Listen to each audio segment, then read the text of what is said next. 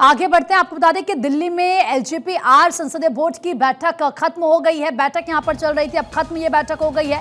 बैठक में बिहार चुनाव को लेकर चर्चा हुई है। चिराग पासवान बैठक में मौजूद रहे।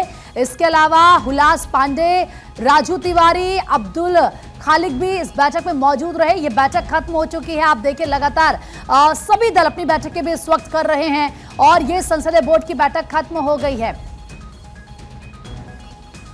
वीणा देवी से जो कि सांसद हैं, उनसे बात की हमारे सहयोगी अक्षय राय ने। सुनिया हमारे साथ मौजूद हैं। मैम, क्या चर्चा हुई है?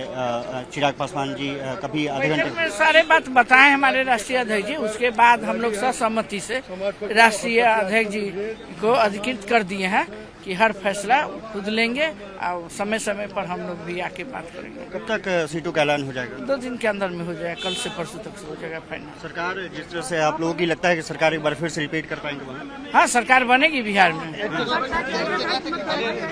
मीना मैम, एक चीज और है कि अभी तक नाराजगी की बात आ रही थी, नाराजगी दूर हो गई सब?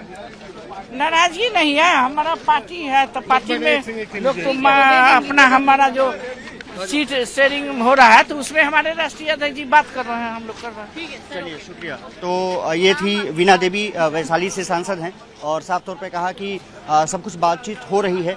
जिक्र कर दिया गया है चिराग पासवान को कि वो आगे का फैसला ले सकें, लेकिन साफ तौर पे कहा कि एनडीए की सरकार वहां पर बनने जा रही है। 2-3 दिन में सीट फाइनल कर ली जाएगी और प्रत्याशियों का ऐलान कर दिया जाएगा। कैमरामैन अनुज के साथ मैं अक्षय राय, भारत 24, दिल्ली। तो हमारे सहयोगी अक्षय को आपने सुना। वीणा देवी से उन्होंने बात की जो एलजेपी-आर से सांसद है। इस वक्त आप तस्वीरों में एक तरफ चिराग पासवान को भी देख रहे हैं और बैठक फिलहाल खत्म हो चुकी है।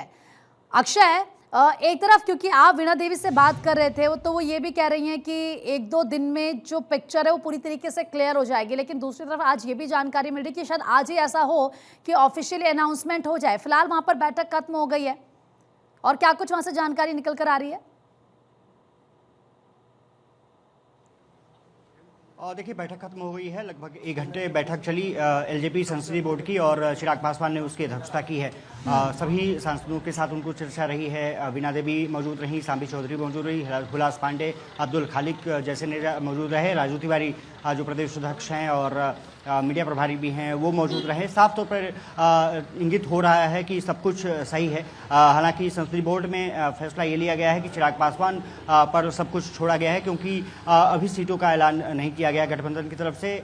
जो भी ऐलान किया जाएगा उसके मुताबिक जो लिस्ट है वो तैयार कर ली गई है। लगभग ये माना जा रहा है कि जो एनडीए की बैठक के बाद ये माना जा रहा है कि जब सीटों का सवाल का तो बार हम जवाब दे चुके हैं ना।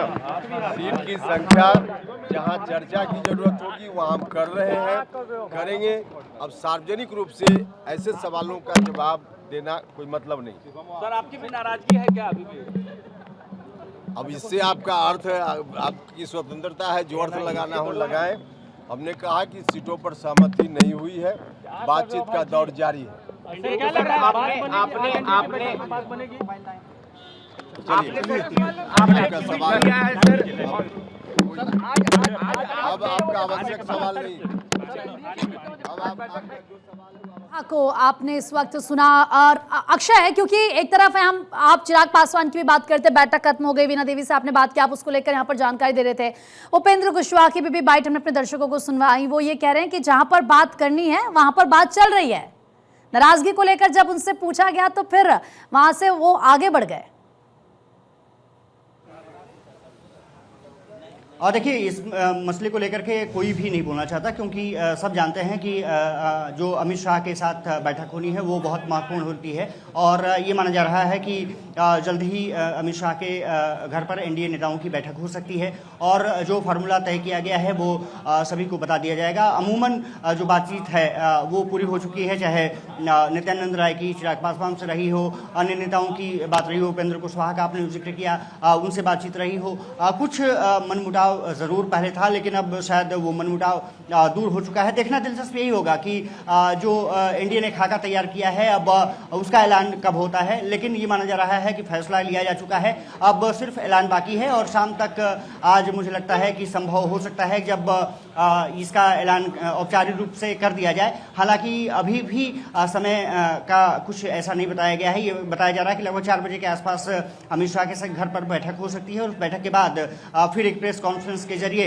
ऐलान किया जा सकता है कि कौन कितनी ठीक सीटों है। पर लड़ रहा है और उसके बाद पार्टियां अपने जो सीटों का अनाउंसमेंट है जल्द से जल्द शुरू कर देंगी। जी। बिल्कुल, इंतजार इसी बात का है कि कब ऑफिशियली अनाउंसमेंट यहाँ पर सीटों का होगा। फिलहाल बहुत बहुत शुक्रिया अक्षय आपका तमाम जानकारी देने के लिए।